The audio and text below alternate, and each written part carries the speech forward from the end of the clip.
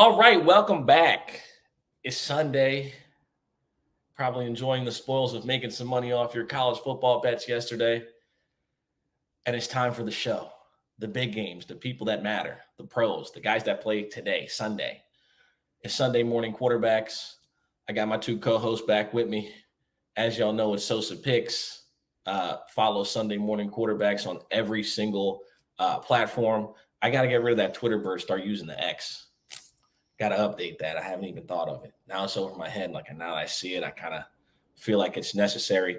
But anyway, make sure you guys subscribe to the channel, Win the Day TV below. As you can see, we're close to 500 subs off of less than 30 videos, which is 20 videos, which is outstanding.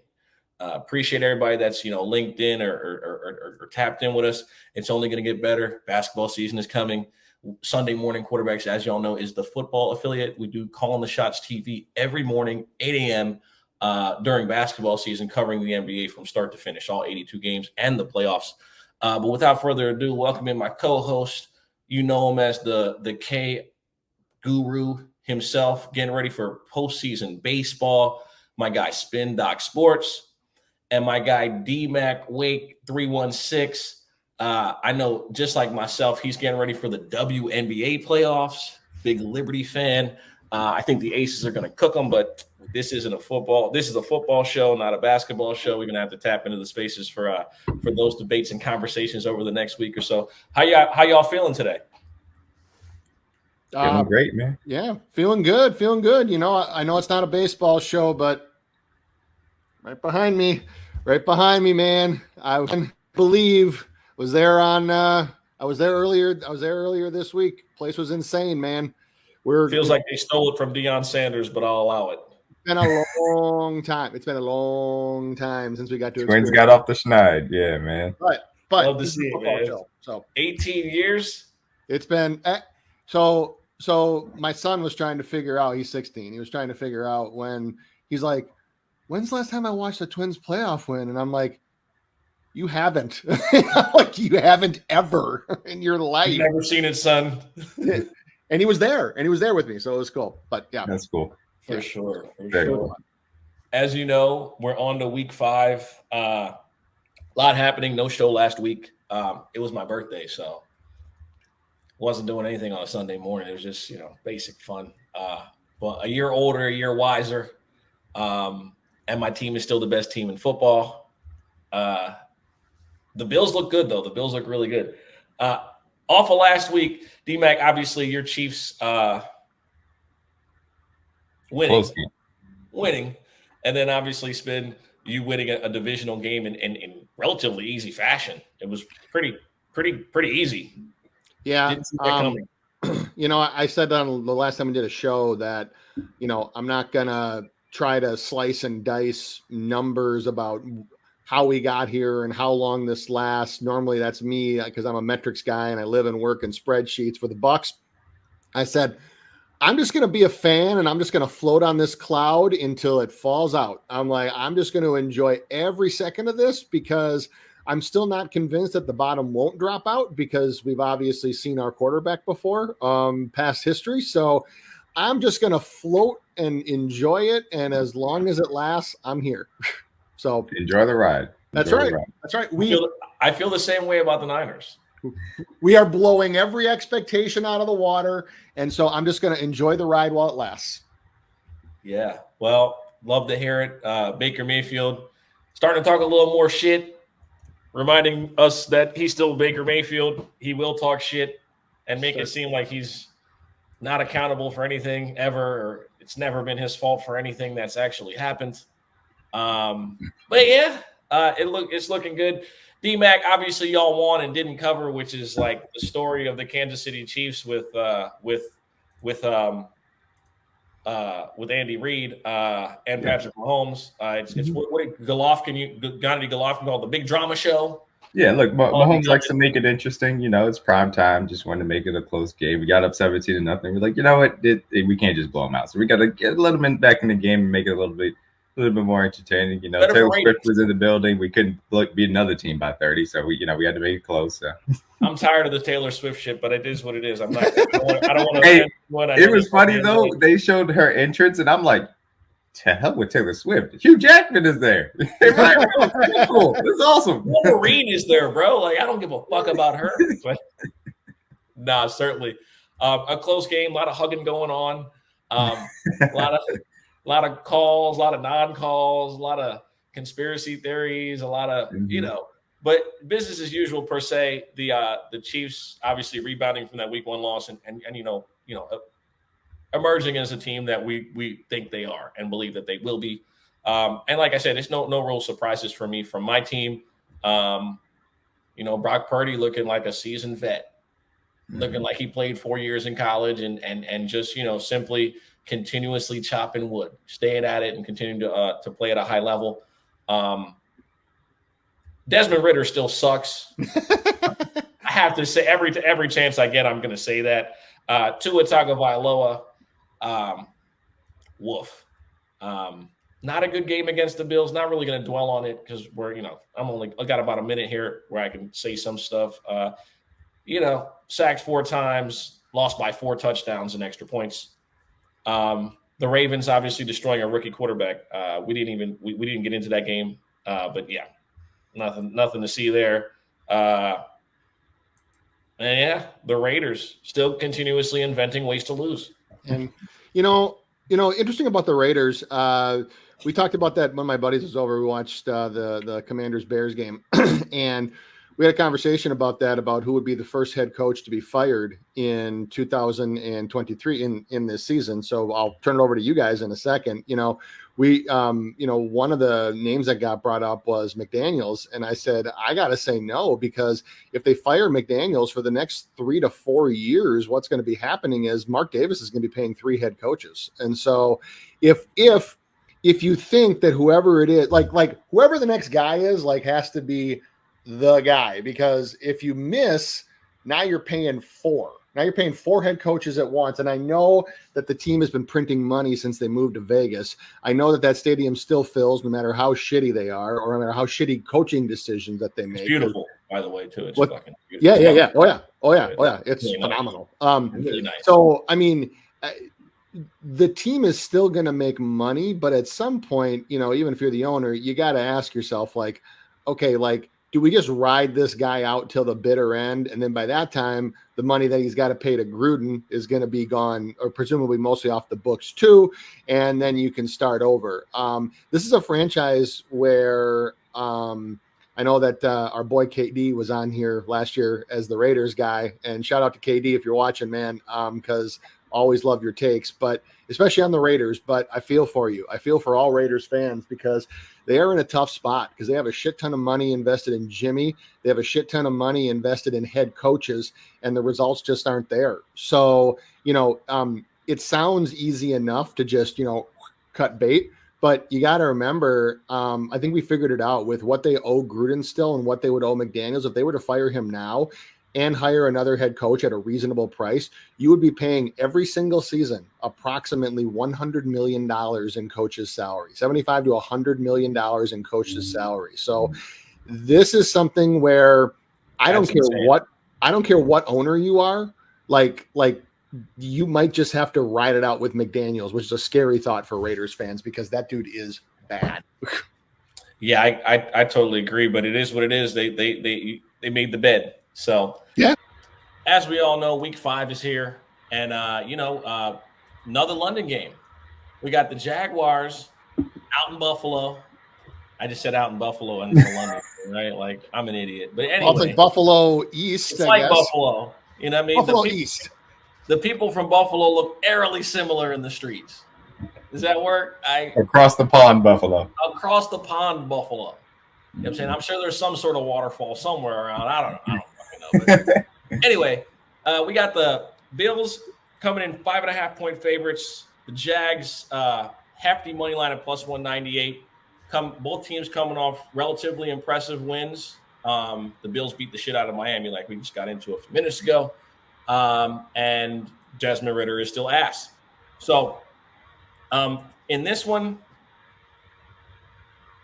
I'm taking the Jags with the points. That isn't to say that Josh Allen hasn't been spectacular this year. He's been outstanding. Ken Dorsey has just been. Congratulations, sir. You get to keep your job. So like listen, my expectation in this one, it's a close game. The Jaguars have that, the time difference stuff. Last time that the Bills were favored by 5.5 points, they beat the shit out of Washington and caught a lot of people thinking, they're going to cover the 5, and then they didn't. I think it's a different story. And I think this week you'll see why Trevor Lawrence is a better quarterback than Tua Tagovailoa. That's neither here nor there. The game has to happen first. So go to spin, go to BMAC. Yep. What are y'all thinking of this? All right. Well, since nobody made the obvious dad joke, I'm a dad, so I'll do it. Josh Allen's team's going to win. Duh. All right. All right. We'll move on. I'll be here all week. Be sure to tip your waitress. Blah blah blah. No. For this game, guys, I liked the Bills a lot more at 3.5 than I did at 5.5, which is what it's moved to. So this game opened at a 3.5. And has been bet up considerably with action on Buffalo. Not very surprising when you look at the disparity of bets to money. You have 77% of the bets and 65% of the cash are on Buffalo. It made the line move 2 points. What that tells me is that there was some pretty heavy action on Buffalo. Now they want to drive action towards the Jags, quite possibly to even it out. And so they set up it like this. So the reason why I bring that up is normally when you see a 2-point move like this in the NFL, what can happen is that they're trying to even out the early public action that they took on one side. If the line hadn't moved as much, like let's say it moved to a 4, only for a 0.5 point, that would tell me that, okay, people are still pummeling the Jags on the sharp side, so you need more public money on the Bills side. That's not happening here. So this is probably telling me that that they think that the Bills will probably cover the 3.5 and the Jags will probably cover the 5.5. So if you happen to get the Bills early, or you can even try to do this in game if you're really feeling adventurous, is you can probably try to middle this game, because this really does seem like a 4 or 5 point game with not a lot of variance. At 5.5, I do like the Jags for this one. From a fantasy perspective, look, if you have Josh Allen, you're starting him. The Jags have allowed 18.2 fantasy points per game to opposing QBs, so you're obviously starting him. If you're going to start Trevor Lawrence, one thing that you have to keep in mind here is that he's probably your second quarterback, or you're probably rotating to. This might be a week for fantasy purposes that I wouldn't be opposed to benching Lawrence. Reason being is the Bills are number 2 overall against quarterbacks. You saw what they just did to Tua. Obviously, game scheme is going to be a little bit different, but they've allowed the second fewest adjusted fantasy points to quarterbacks this season. So to me, Trevor Lawrence is kind of a low end QB1, high end QB2. If you have him and then let's say a few other guys with some really like golden matchups, like if I had Trevor Lawrence and Matthew Stafford, I might consider Matthew Stafford. If I had Trevor Lawrence, and I would even say like CJ Stroud, I'd probably start CJ Stroud. So I'm not saying that Lawrence is going to suck. I'm just saying he's probably going to have a better real football day than a fantasy football day. Yeah, I feel you on that. Look, I think that at the 5.5, I'm comfortable taking the Jaguars. Look, the Jaguars have the added advantage of being in London for an extra week here. There is an advantage to actually having your body acclimated to that as well. I think that a lot of conversation around this week is going to be talking about Von Miller looking like he's in line to play. A little bit less conversation about Greg Rousseau, who's not going to be in line with play, who has been a starter for that Bills and that Bills defensive line rotation. And the Jaguars are getting Cam Robinson back, and that's going to be important for them. I think it's from suspension as well, so it's not an injury. He should be good to go. Should be fully healthy and ready to roll out there. And the offensive line has been fairly fine. I think that this will allow them to cover up a little bit of a left guard hole that they've had moving Walker Littman inside. So I think the Jaguars offense can get right here a little bit as far as being able to put up some more points. I think that Doug Peterson would put an emphasis back on getting Calvin Ridley in the game. He's been a little bit shut down. No Trey White. Unfortunately, lost for the season for the Bills due to injury. I think there'll be some opportunities for them to get after that secondary that is still extremely good and still very good at passing things off. But there's a lot of outside talent to take advantage of there. And I think, I think Doug Peterson will have some things for the Bills this week because they didn't have to show much against the Falcons last week because Desmond Ridder was bad. So I think the Jaguars can at least keep it close, possibly pull it out in an upset. And I think it'll be a little bit of a get-right game. But look, I think you'll see a fair amount of points scored on both sides. Both these teams should get, 3+ touchdowns, 27-24 type of game. It'll be interesting. I couldn't agree with you more, man. I think it's going to be, like I said, it should be a very interesting matchup. Two playoff teams from last year, and look forward to a good showing in London. Maybe, hopefully, a lot more points and a bit more competitive. Right? That's all we can ask for. Next game we're going on to is a rookie quarterback and a second-year quarterback, one who's good and the other who's ass. Talking about C.J. Stroud here and Desmond Ridder. Desmond Ridder has shown us that he's pretty much an incompetent football player through 4 games of the NFL season. That's just my take on it. He's somewhat competent at home as long as Bijan Robinson is alive and playing football. It's those two guys. Then on the other side, you got C.J. Stroud, who just looks like the greatest rookie passer ever. I'm not just saying that. The statistics actually support it. It's kind of crazy considering that he's had a third-string left tackle, a backup right tackle, and his best receiving target was Nico Collins, who we didn't know was a number 1, who clearly is a number 1 receiver in the NFL, and a rookie, Tank Dell, who's looking like an elite slot receiver. So, and part of it is because C.J. Stroud has a level of creativity out of the pocket that I didn't know he had. And then from the pocket, he's been an absolute wizard, which I knew and said he was. I just said his receivers did everything in college. He's not Kyle McCord. I will say that. He's not. Kyle McCord is not. He couldn't carry C.J. Stroud's jockstrap with a forklift. He's nowhere near as good as him. But in regards to this matchup, as I like the Texans to score some points. I know people are high on Atlanta. I don't know why. I used to believe in Arthur Smith until I just saw him do what he's done the 4 games this season, and I'm highly disappointed. His belief in Desmond Ridder is nauseating. It is just ego gets in the way, and I think ego is in the way right now. Arthur Smith wants to be right about Desmond Ridder, but Desmond Ridder isn't really doing much to do that. I'll go to D-Mac real quick in regards to his thoughts, and because I know Spin probably has some stuff from fantasy football. He's been high on Stroud from the jump, and so was D-Mac. I'm the only one looking like a bozo here. So D-Mac. Yeah, I'll talk about Stroud for a second. And look, to this point, you've seen the accuracy and anticipation and the pocket poise that I expected to see from him, and that's why I thought that he was the safest quarterback coming out. And it's been impressive to see, again, with those circumstances of the backup offensive linemen that have been put in there in an emergency. He's still showing, even under pressure, that level of poise. And for a rookie quarterback, no matter what profile you had of him coming out, that is impressive. And so Falcons defense has been good this year. Certainly got to say that. Their veteran acquisitions have helped them. Onyemata has helped along the defensive line. Calais Campbell's helped along the defensive line. Jesse Bates, obviously, in the back end, still playing at an all-pro level for a safety as well.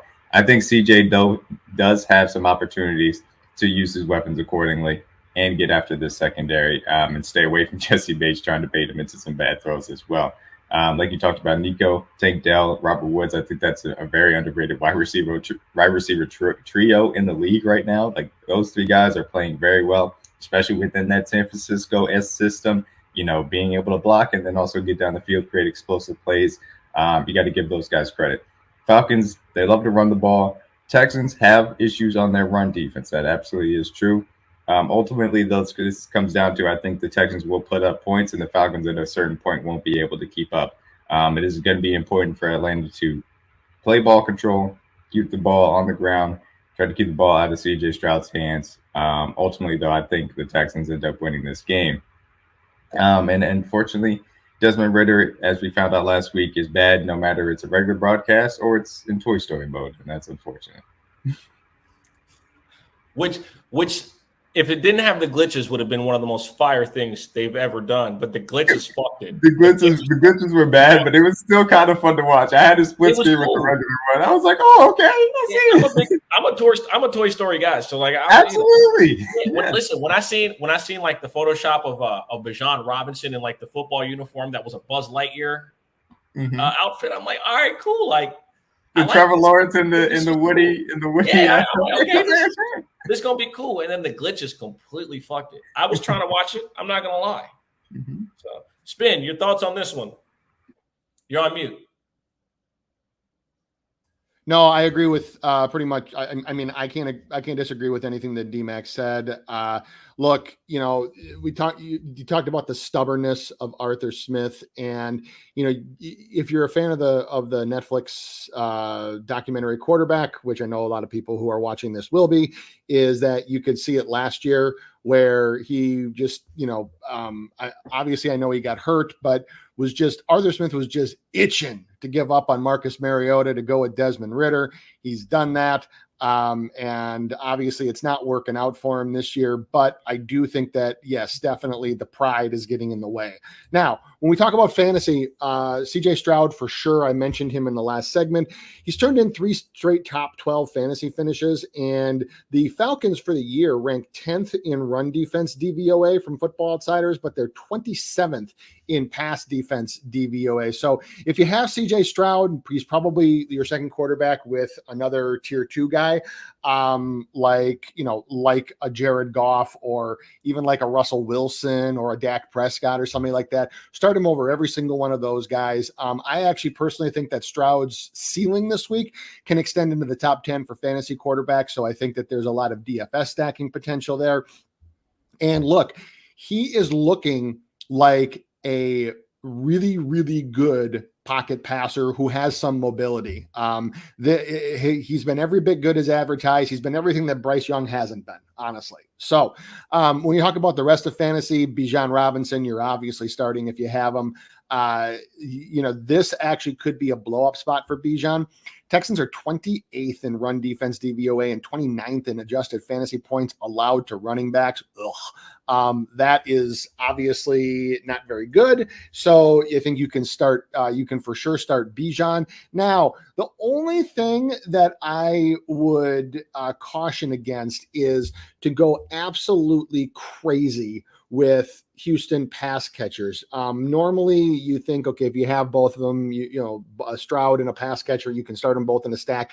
If you have Nico Collins, you probably have to start him. But he does figure to match up against AJ Terrell, and the Falcons are 7th in least points allowed to wide receivers. So this is not a situation where I would say like go stack Tank Dell, Nico Collins, Robert Woods, et cetera, and think that you're just going to get this blow up ceiling game.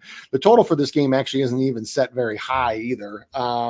It is set at, it was at 45. It's been bet way down in the 42, 41 and a half range, still taking under money now. So but I think that Stroud can definitely have enough standalone value. And then the only other thing for fantasy that I wanted to mention was Dameon Pierce has been an extreme disappointment this year.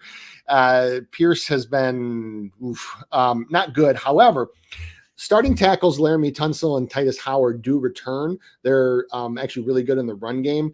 But the Falcons are top 10 in least points allowed to running back. So I think if you have another option like a Kyron Williams or something like that, you can probably think, or even like Isaiah Pacheco, somebody in that tier. James Conner would be another one. I think that you could potentially play them over Pierce. If you're playing Pierce, what you're hoping for is a short touchdown. For sure. But yeah, like I said, I wanted to touch on that game really because I just wanted to say that Desmond Ridder sucks. Y'all know who I'm rocking with. I'm rocking with the Texans. Big DeMeco Ryans fan. So I have an easy way to root for the Texans without really admitting how good that CJ Stroud's been. The defense has been better too. But like you said, they're still giving it up on the ground. I'm in this one, I'm liking Tank Dell to score a touchdown. I like the matchup. They're good for giving up one over the top to anybody, and they'll be wide open. Just look at the season thus far.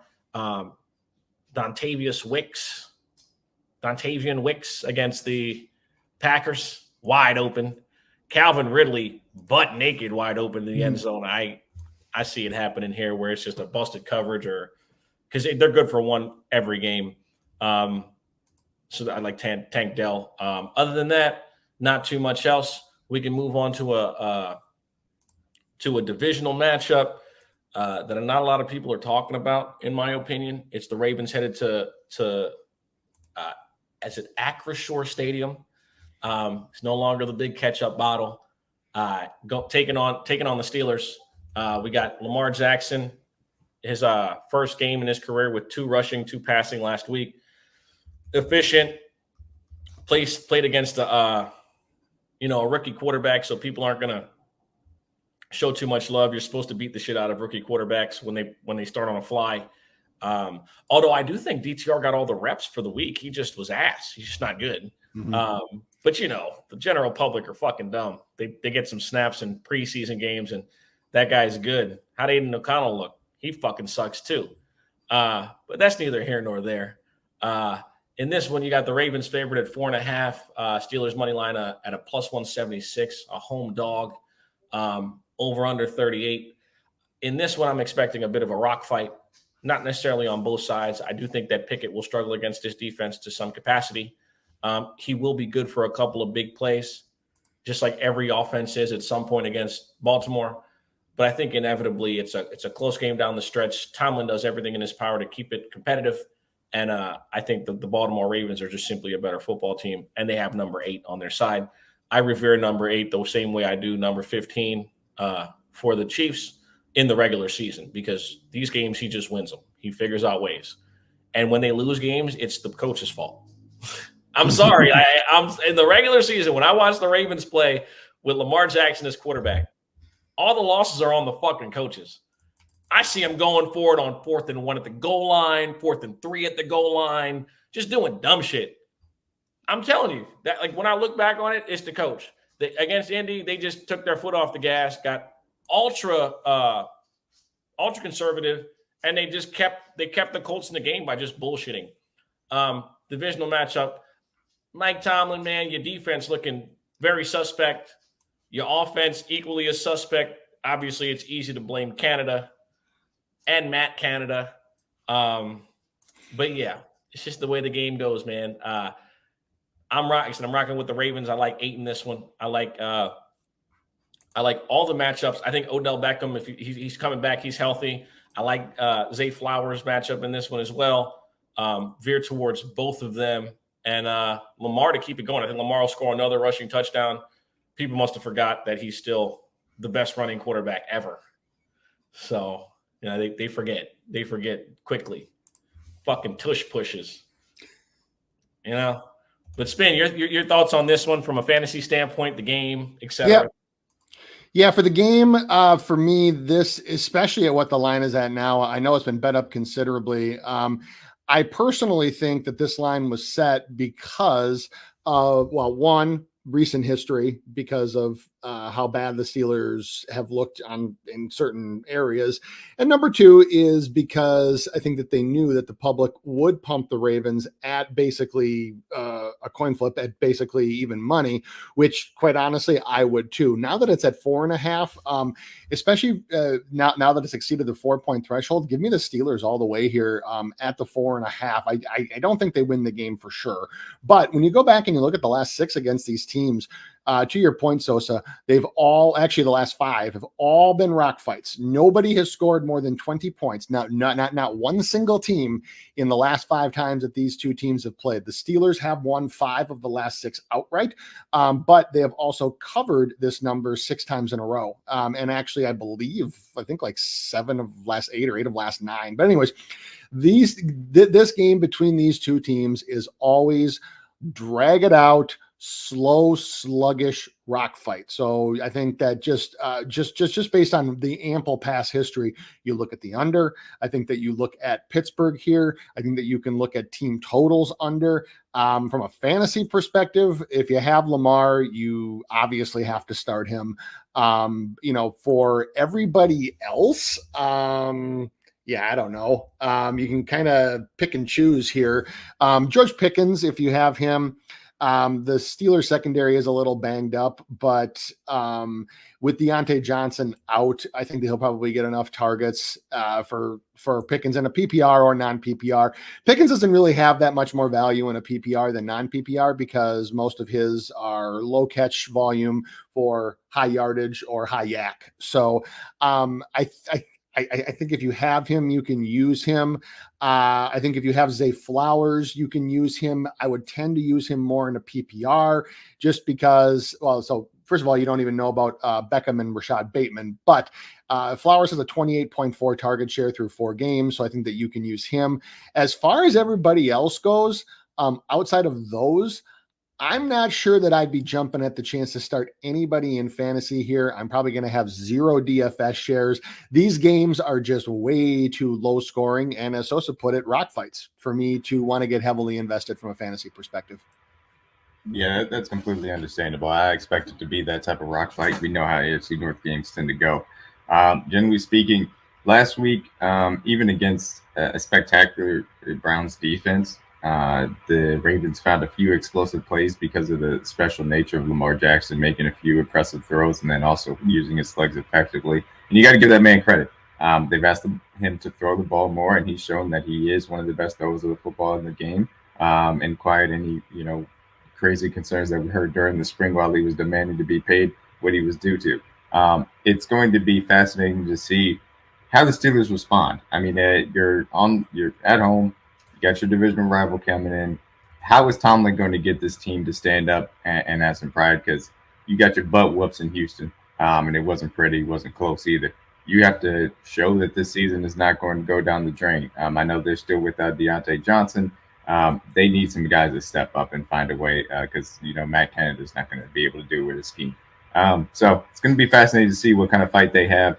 Overall, I think it's going to be, like you said, a low-scoring rock fight. Ravens should probably end up covering the number. I think they are that significantly of a better team right now, but I don't expect any type of offensive explosion from the Ravens side. They get 20 to 13-ish kind of game, and they walk out of there with a fairly easy win. I'm on the same page. Or remember, it could be 27-3, just like last week. I'm just saying, you know what I mean? I'm just saying, it could be like that. It could be like absolutely 27-10, 23-10. Or not, 23-10, stuff like that. That's all in that could all be in the cards. Yep. But yeah, just generally speaking, I lean under and I like the Ravens to win. I mean, probably combining the money line and the under, you probably get close to even money, I would imagine. Somewhere in that vicinity. But yeah, that's the last 1 o'clock. Listen, we're not going through all the games because some of these games are ass. I would want to talk about Derrick Henry and Jonathan Taylor being on the same field again, which is lovely to see because Jonathan Taylor is from New Jersey, and I love to see him win. And I'm happy to just see him back. But we're not going to talk about that game. We're gonna get into a good game. We're gonna get into the Eagles and the Rams. The Eagles, another 4.5-point favorite on the road at SoFi. Cooper Kupp making his season debut, right? Having a hamstring. He's back to full sneaky athletic levels. I'm happy to see it. He's a great locker room guy. He is the locker room. From what I'm hearing, he's the heart and soul. Coach's son. Yeah. Just glad to have him back, man. Cooper Kupp playing football is always good for the game. He does all the little things. The superstar player off of one great season. Just amazing. Top 5 on everyone's list. Off of one detail oriented. Off of one good season. Greatest of all time off of one good season. Top 5 of all time off of one good season. Just glad he's back. When Cooper Kupp is playing football, the game is just better. Don't you agree? It's just better. He just makes the game better. My fantasy teams in which I had to draft him makes me feel very good about it, so I'm happy to have him back. He just makes it better. I'm just so glad he's back in a football uniform, playing for the Rams, going up against the Eagles' shit-ass secondary. With that being said, I'm taking the Eagles to win and cover. It's 4.5. I'm picking them to win. The 4.5 scares me. because it's a bit of a short line for a team that we know is much more talented. Interested to see how Aaron Donald gets dealt with by that amazing offensive line of the Philadelphia Eagles. If they'll just run it straight at him like elite offensive lines that reside in Santa Clara do. But it's gonna be interesting to see. It's always an interesting chess match when you have such great coaches like Sirianni, who I'm still trying to figure out what the fuck exactly he does, and McVay. I'm still trying. Listen, Sirianni, I'm still like, he's a great coach.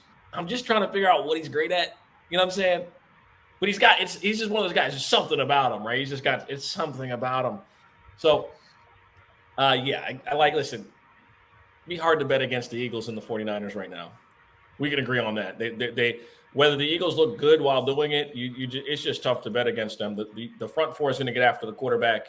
They're going to give their secondary and linebackers opportunities to make plays simply because they're just going to try to murder the quarterback on every single play. And then they got the tush push, which is the most undefendable play in the history of fucking football. Because other teams can't do it. See, that's another thing. If other teams could duplicate it and try to do it, it's like Anthony Richardson, man. He's 6'4", 250. We can do it with him, and they can't. And they got Quentin Nelson. You just can't do it. So, and I hate that play, by the way. You need to fucking outlaw it. My only saving grace is this: you got to actually get to the 1 yard line against the 49ers, and he's not going to do that. You can't run that shit from the 5. So, good luck. And then also, just a quick little thing. I know this has nothing to do with the Eagles game, but we got Randy Gregory for a bag of chips yesterday. How about that? Yeah, he's going to have 10 sacks by the end of the year. So we'll see. Spin, your thoughts on this Eagles-Rams matchup, fantasy football, DFS, anything in particular? Spread-wise, I probably don't. I don't know. It's in that nebulous zone that it just kind of that no man's land of where you don't get the home team at a field goal, but you don't get them at a touchdown either. So it's just one of those. To me, the 4.5 and 5.5-ish spreads are some of the toughest in NFL to bet. So I'm probably just going to stay off of that one. Where I'm actually looking for this one would be on the total. It's been bet up to 50.5 from 47.5 right now.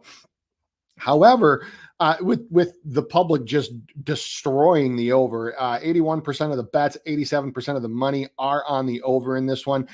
I will go with the under on this one. I'll go with 50.5. I like the 3 extra points that we get. I'm not sure that the Rams offense will be able to keep pace here. What's that? But it's Cooper Kupp, bro. It sure is. But hey, he's just a good locker room guy. Oh wait. It's Cooper Kupp, bro. No, I'm going with the under on this one, especially in Kupp's first game back. Obviously with him, there's always the chance. There's also obviously the chance too of re-injury because it's a nagging hamstring injury. So, as far as what to do with him, the Rams have been cautious, but McVay hasn't said that there would be any specific limitations. So, I don't know. I think if you own him, it's really, really hard to keep him out. If you're in a PPR, you're starting him. If you're in a half PPR, you have to start him. Don't even question. Don't even try to slice and dice. Just start the man. If you're in a non-PPR, can you make a case for benching him? You can, but you'd have to be stacked upon stacked at wide receiver to even consider doing that. So for the Eagles side, AJ Brown has 9 receptions and 130 yards in each of his last 2 games. There is not really, there's not a whole lot in the Rams secondary that's super scary. So you're starting him. Devonta Smith sets about 11 percentage points behind Brown in target share, which is a wider gap than last year. Now, part of that could be because Brown is the one, beating his chest and texting Hurts all week and demanding the ball. But Devonta Smith is probably the one where I wouldn't be so quick to bet on props, nor would I be quick to rush him into fantasy lineups. Look, the Rams are 10th in least points allowed to opposing wide receivers. So if you have Devonta Smith and he's your third, fourth-ish wide receiver, and you're deciding between him and somebody else who might have like just an absolutely golden matchup, right, for this week, like I would even consider probably somebody like, well, I mean, I guess I'd probably consider Cooper Kupp over Devonta Smith. I would start Michael Pittman Jr. potentially over Devonta Smith because of the matchup. Those are just some of those like fringe decisions that if you are going to play a matchup play and bench somebody like Devonta Smith, this would be the week to do it. Yeah, look, you good. I got you. Don't worry. Yeah, look, I'm interested in this matchup. The Eagles have not necessarily looked like a dominant team to start out. They've struggled a little bit in some specific areas. You talked about obviously the Rams being fairly good against wide receivers. I think AJ Brown will still have a good day. But ultimately, are they going to get Dallas Goedert involved, who has essentially been MIA? This is a Rams defense that can give up some points to the tight end. So can the Eagles get that part of their game rolling to this point and move the ball in that effective manner? On the other side, Sean McVay is going to come with a very good game plan to try and take advantage of the ways over the middle of the field in which the Eagles are a little bit soft.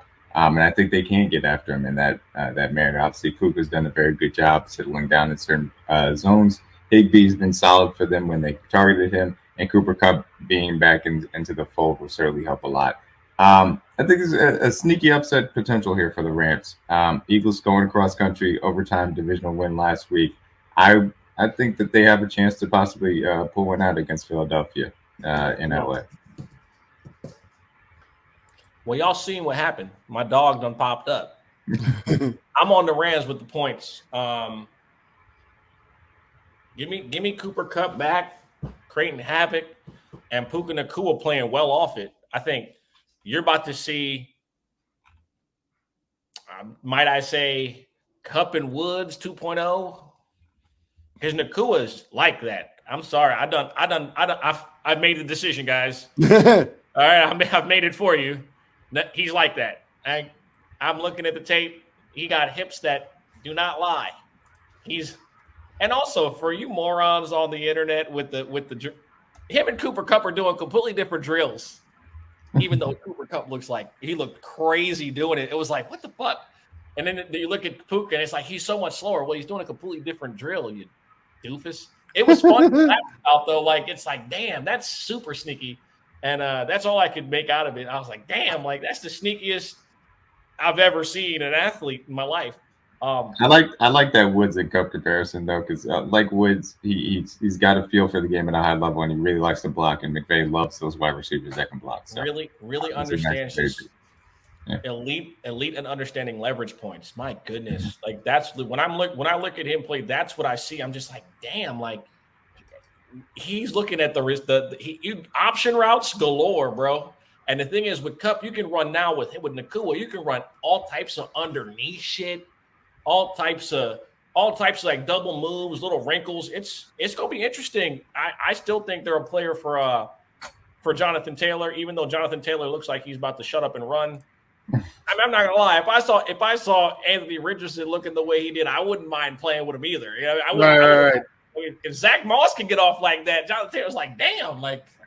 Let me see what I can do. Let me see what I can do. Like, wow, like Zach Moss sucks. I know I'm better than him. So I think that's part of it. He's like, all right, well, maybe the O-line and defense is good. And maybe this dude Steichen's not a bozo. Neither is Gannon. Who'd have fucking thought? But moving on to more another game that we're expecting to be a shootout. D-Max Chiefs taking on the Vikings in Minnesota. I'm going to just come straight out and say it. I think the Chiefs win and cover. 3.5, numbers low, line is short. I will also say this. Since Tyreek Hill has left the Kansas City Chiefs, when the over is priced over 50, they are 4-11 to the under. It's gone. They have literally 11-4 to the under. Like that's what I said it backwards. So the number set at 52.5. I'm inclined to take the under, just like I took the under earlier this season against the Chargers. and I won by a point. But a win is a win. I like the under, and I like the Chiefs to win the game. I think the Chiefs defense can do enough to I'm going to say stifle Justin Jefferson, because at the end of the day, he's one of those guys who you just hope to contain him. I think they'll do a good job of taking the top away. And like I said about Jordan Addison a couple weeks ago, he is a bitch. He don't like to get touched. Pause. He don't like when corners get physical with him. Y'all know what I mean. He just don't like it. You hit him in his chest and he wheezing. He one of them. He's not even trying to fight back sometimes. And he'll catch you on like one deep pass, score a touchdown. So like at the end of the game, you'll be like, oh man, he scored a touchdown. If you looked at him the whole game, he's getting slapped around. It's the truth. I like Jordan Addison, but until he adds that physical element, or he just develops so amazingly into a route runner where you can't just touch him, learning curve's a little higher, a little worse. I like KJ Osborne right now over Addison. Today, right now, just in the offense. And I know people are gonna be like, what are you talking about? Go look at the tape. I think Trent McDuffie gonna smack the shit out of him a couple times and he'll quit. I did not think this coming out of college, but then I look at the tape from college to the pros. He don't get open as easy. And if you look at him at USC and at Pittsburgh, none of the corners get their hands on him. He was just better than the guy on the other side, and he could just do whatever he wanted. He's not like that in the league yet. It's still early, obviously, and he does have the talent, but that's my takeaway from him. In regards to the Chiefs, defense continues to look good. I'm taking nothing away from the Jets game. That was a completely staged gambling event on Sunday evening, so you can't tell me any different. I don't give a fuck about the Swifties or Zach Wilson or basically anything. That game was fucking fake, if you ask me. I can have an opinion. I'm not a very big conspiracy theorist, but my God, that was just I couldn't believe what I was watching. D-Mac, I'm gonna let you go. It's your team. Thoughts on this? What do you like? I think the fascinating matchup, obviously, is the Vikings offense versus their defense. We've been very good on that side. And you talk about L'Jarius Sneed and Trent McDuffie, two guys that have been incredibly physical corners this entire game, or this entire year, I should say. Sneed loves to get your hands on him. I mean, he had one rep versus Garrett Wilson last week where Garrett Wilson couldn't get off the line. Like, he legitimately just pressed him down the line, and Garrett Wilson didn't go anywhere. He didn't get on the route. So he's going to try and do that. It'll be interesting to see who they decide to use on who, because you talk about, obviously, Jordan Addison's adverse reaction to physical, corners, especially at the line of scrimmage. Either one of these guys can do that. How much they decide to use L'Jarius Sneed on Justin Jefferson versus how much they decide to use him on Jordan Addison is going to be fascinating to see. How much help they decide to give both of those guys over the top is also going to be interesting. We have to continue to do the early down work specifically to get us into the pass rush as far as that's concerned, because I think that we have an opportunity to get after this offensive line, particularly in the interior of the offensive line for the Vikings, and put some pressure on Kirk Cousins, force him into some mistakes. Big key for me is TJ Hockenson. He's a matchup nightmare, and he can really give you some problems if you allow him or you don't pay him the proper attention, give him the proper credit. That is an area in which if we leave Justin Reed one-on-one as far as man coverage is concerned, that gives me a little bit of a point of contention. I will not love to see that matchup a lot, to be honest with you, because TJ can take advantage. So TJ is an X factor for me. He can be a guy that can break our game plan from a defensive perspective. We have to give him as much attention, but I still think that we go out there, get 1 to 2 turnovers, and have a good game. Offensively, this is another chance for experimentation. I think the scheme last week against the Jets really let us down from a passing perspective. It was great against the run. We were really creative. We used our jet motion effectively, and I think we can get to a lot of that stuff in this Viking game as well. But we have to be a little bit tighter as far as our scheme is concerned. It'll be interesting to see, does Flores go with more of the fire zone blitzes that he's been going with this year? Does he try and challenge these guys at man like we've seen other teams in the past do, through the first 4 weeks as well? I think there are certain wide receivers we have, whether it's Rashee Rice versus zone, Sky Moore versus man, that lend themselves to each one of those. And so we have to make sure we're calling those numbers at the right time. So offense should have a good day, in my personal opinion. I think that we do have, and certainly cover the 3.5 ultimately. I think this should be a fairly painless but easy win for us. I think it's close in the first half, and then we boat race them in the second half. Okay. For me, for this game, I do agree with the under as well. I think that obviously the Vikings turned the ball over way too much in this one. And, yes, if you were conspiracy theorists, you would believe that there was a little bit of staging going on last Sunday night, or that, the Chiefs got up 17-0 and then just decided, fuck it, the game's over. We're going to win anyway. And then went on cruise control. Conspiracy theorist. What's that? That's a good thing I'm not a conspiracy theorist. I'm just saying is that might have been a combination of both, because you could tell after that 17-0 that until the fourth quarter, kind of put it on cruise control a little bit. And they're like, we're going to win anyway. So for this weekend, the guy that I'm actually liking, and I mentioned him in the last segment and even targeting for fantasy, is Isaiah Pacheco. His carries have increased steadily each week. He had 20 carries last week against the Jets. Vikings below average in both defensive DVOA against the run and fantasy points allowed against running backs. So Pacheco's a good bet to potentially score another touchdown, probably between 65 to 75 yards. That's more than good enough for RB2 numbers, which is probably where you drafted him, RB2. RB3. If you have him as your RB3 and you have a flex spot, I would get him into that immediately. On the Vikings side, Madison's snap rate decreased to 68.8% when Cam Akers debuted. That's a season low. He did get 17 of 22 carries, but you remember Akers was out there primarily to learn the formations, learn the motions, etc. Akers also out-targeted him 2-1. You have a Chiefs defense who is third in least points allowed to running backs this year. Keep Alexander Mattison firmly on your bench. I would also say keep, not that you're starting him anyway, but you would keep Cam Akers on your bench. As far as the rest of the fantasy goes, look, the normal guys, Mahomes is starting every week. Jettis is starting every single week. Kelsey is starting every single week. Although, even though you're sick of it, Sosa, the first one of his games that she doesn't come to, of course, happens to be in my home state. That's the first game she's going to skip. So sorry, NFL, you won't be able to. Get a hall pass this week. You about to go crazy. What's that? What'd you say? Nothing. Hawkinson, you're starting anyway. So the only other one that I really wanted to talk about was, because you brought him up earlier, so was Jordan Addison. He obviously had a terrible week 4 game.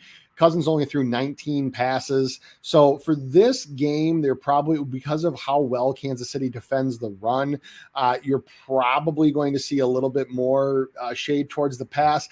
And so I'm willing to roll the dice with Addison as a wide receiver 3 or flex only. If you only have 2 wide receiver spots on your team, I would hope that your second wide receiver is at a higher level than Jordan Addison is right now.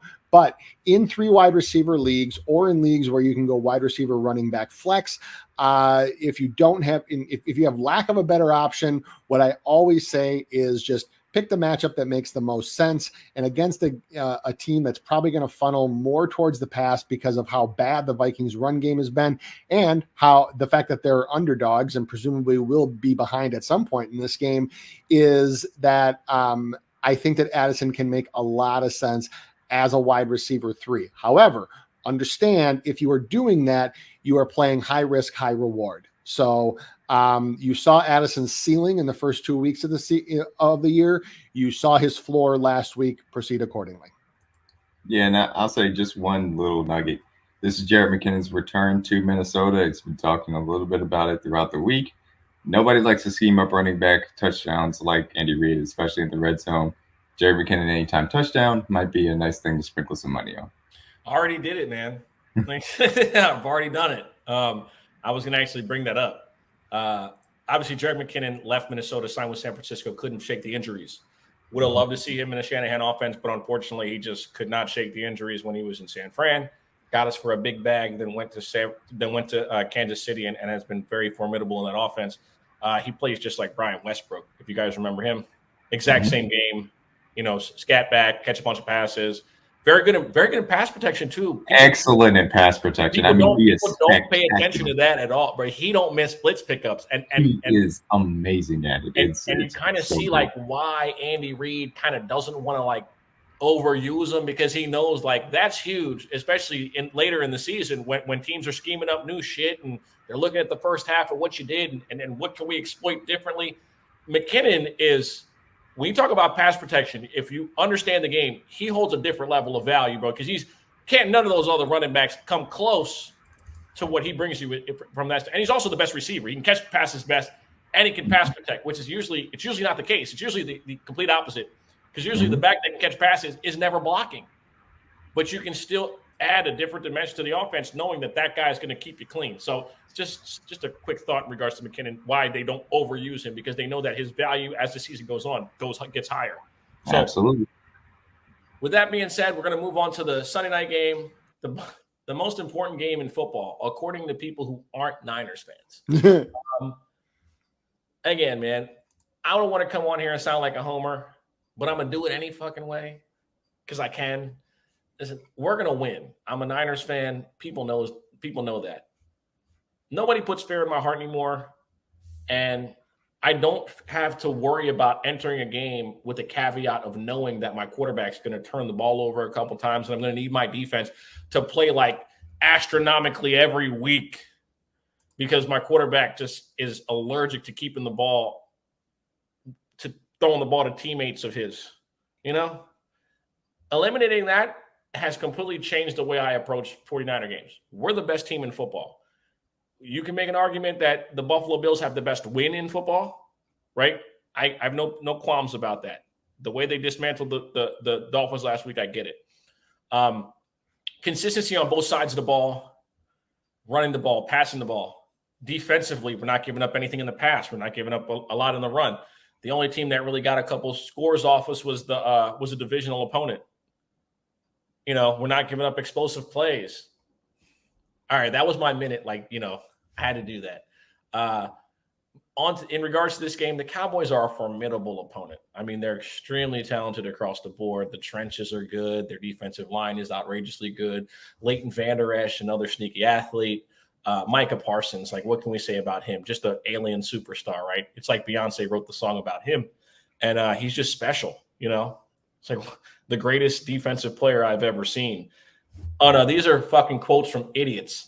On my fault. I'm reading quotes from idiots. I like Micah Parsons. I like his podcast, too. A lot smarter than I thought. Shout out to him. But again, we're going to win and cover, bro. Short line, at the crib.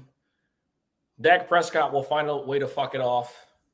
And, I like Debo to score this week. He get in the end zone. He always do the Cowboys dirty. He always shits on the Cowboys. He looks forward to beating the shit out of the Cowboys, and he will do what he always does. Christian McCaffrey is the best offensive player in football right now. I know people will argue that it's Tyreek Hill, but Christian McCaffrey in Kyle Shanahan's offense it's a match made in heaven. They can't get any more. R1, L1, L. You know what I mean? You know what I'm talking about? Unlimited ammo. You know what I mean? It's just it's nothing you can do with it, man. The system was made for him to be everything that he possibly can be in that. So again, protect him at all costs. Brock Purdy, man. I have no negative critiques, bro. That's my quarterback. The kid looks spectacular. He first read, second read, trusts his offensive line, trusts the protections, understands where he's going with the football, knows where it's hot, just athletic enough to do every little thing. Nothing I can really say about him. But yeah, I hate to ramble, but I don't want to keep saying how good the 49ers are. It's just, you know what I mean? The Cowboys are a good team. They also got beat by Arizona. Take from that what you will. I don't know how much stock y'all put in that because obviously Gannon's had his team game plan very well. Even though I think they're going to go 1-16 and compete every week and fall with style like Buzz Lightyear. So, but that's my thoughts on this one. Cowboys are going to lose. The 49ers will win. I'm trying to sound as robotic as possible, actually. Spin, any thoughts on for the game itself? No, not really for the spread. I mean, it's a tougher spread. I do like the total here, though. Over 45. That it would be my official play for this show. Definitely think on the big stage there'll be points here. I think that both offenses have been quite efficient, and even when you look, part of this has been because they've just been ahead by so much and teams have had to throw. But when you look at points allowed to wide receivers this year, the Niners are 25th. Now, again, part of that comes from just being ahead in every game. So teams have to throw on you. So of course, wide receivers are going to get points. So I think that if from a fantasy perspective, I think that you can, I mean, if you have Lamb, you're starting him. If you have Pollard, you're starting him. The one that I really wanted to talk about was Mr. Prescott. So 18th in points allowed to quarterbacks. Despite the fact that I'm on the over, I would probably hold off on Dak, especially in leagues that give negative points for turnovers.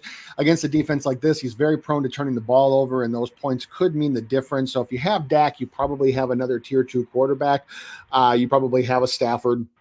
You probably have a, Anthony Richardson. You probably have a Kirk Cousins.